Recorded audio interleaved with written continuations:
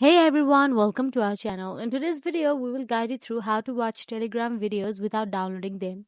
So, Telegram does not natively support streaming videos without downloading them. However, there are some workarounds you can try to watch Telegram videos without downloading them.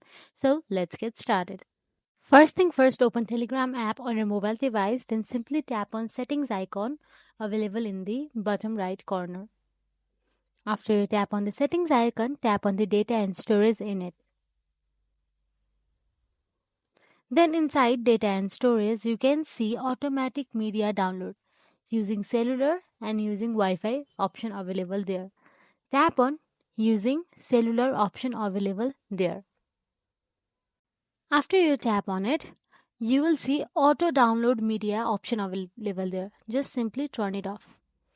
After that, go back and tap on using Wi-Fi. Inside using Wi-Fi, go with the same method. Turn off the auto download media. And that is it. By following these steps, you can watch Telegram videos without downloading them. If you found this video helpful, please like, share and subscribe our channel and thank you for watching.